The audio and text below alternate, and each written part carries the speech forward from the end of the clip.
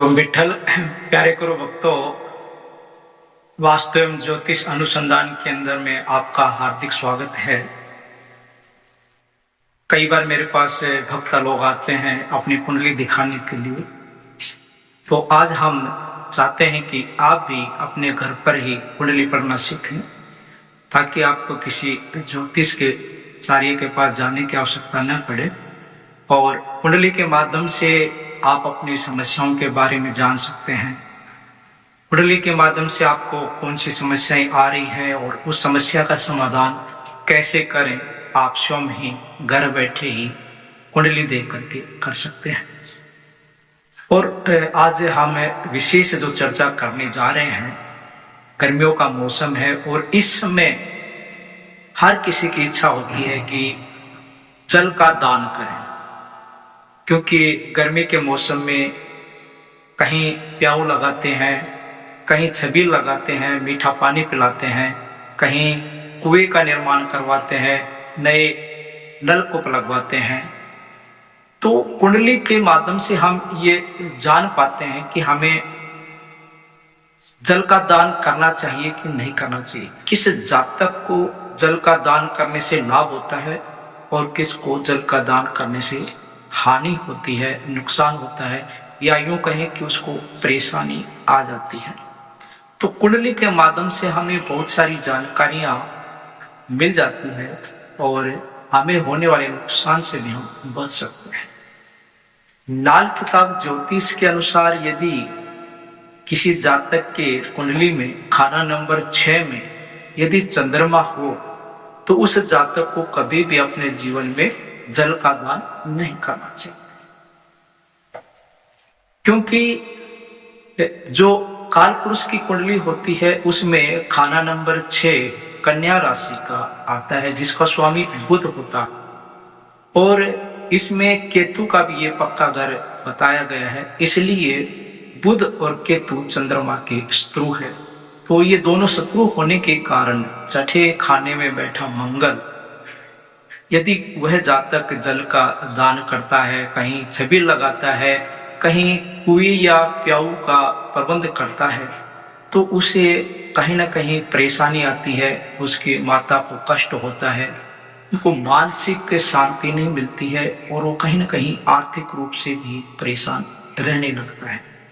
तो यदि आपकी कुंडली में भी खाना नंबर 6 में, आप जैसे स्क्रीन पर दिखाई दे रहा है खाना नंबर 6 जहां चंद्रमा लिखा हुआ है, उस जातक को जल का दान नहीं करना चाहिए। अब जल का दान कौन करे?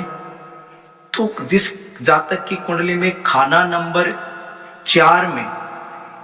है, तो उस जातक को जल का जितना हाथिक हो सके दान करना चाहिए। उससे उस जातक के जीवन में उन्नति होती है, उसका विकास होता है, उसको खुशियां ही खुशियां मिलती है। प्यारे गुरु भक्तों, यह फलादेश केवल चंद्रमा 1 को देख करके किए गए हैं और अन्य ग्रहों की दृष्टि और युति को भी देख करके हमें फल करना होता है। तो केवल एक ग्रह की युति को देख करके ही संपूर्ण फलादेश को नहीं समझना चाहिए। तो अपनी कुंडली को देखने से पहले या तो उस कुंडली की पूरी जानकारी हमें होनी चाहिए, या किसी विद्वान ज्योतिष को आप अपनी कुंडली दिखा करके इसके बारे में जान सकते हैं कि मुझे जल का दान करना चाहिए या नहीं करना चाहिए। यदि आप भी चाहते हैं कि अपनी कुंडली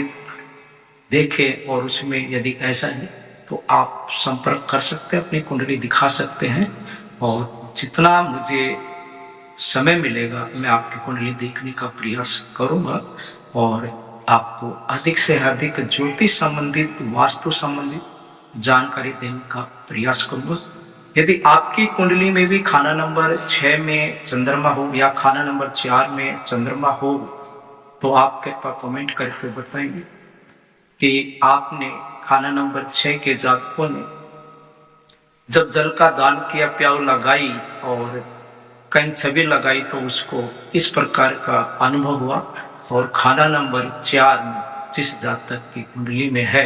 उन्होंने जब छवि लगाई, प्याऊ लगाई, जल का दान किया, तो उन्हें अपने जीवन में कैसा अनुभव हुआ, आप अपने अनुभव कमेंट्स में जरूर लिखें ताकि अन्य जातकों को भी इसका लाभ मिले। और जो लोग ज्योतिष में विश्वास नहीं रखते, वो कहते हैं कि ज्योतिष झूठा है, गलत है, तो उनको भी इसमें जानकारी प्राप्त होगी कि नहीं, ज्योतिष शास्त्र गलत नहीं है, ज्योतिषचार्य गलत हो सकता है, उनका अज्ञानता के कारण फलादेश गलत हो सकता है, लेकिन ज्योतिष शास्त्र एक विज्ञान है, वह गलत नहीं हो सकता। इसलिए अपने अनुभव को जरूर शेयर करें और समय समय पर आप जो भी जानकारी आपको दी जाएगी उसका भी एक बार आप अपने जीवन में अपनी कुंडली से मिलान करके देखें, ताकि आपको भी ये विश्वास हो जाएगा कि ज्योतिष शास्त्र वास्तव में गलत नहीं है। तो अधिक जानकारी लाते रहेंगे आपके साथ, और आप अपने से अपने दोस्तों को, परिवार को इस वीडियो को शेयर करें ताकि उनको भी पता लगे कि ज्योतिष शास्त्र के बारे में जो जानकारी दी जाएगी उनसे उनके भी जीवन में कहीं न कहीं लाभ मिलेगा, उनके जीवन में बदलाव आएगा। तो आप सभी का पुनः हार्दिक अभिनंदन करते हुए हरिओम विठल, जय श्री राम।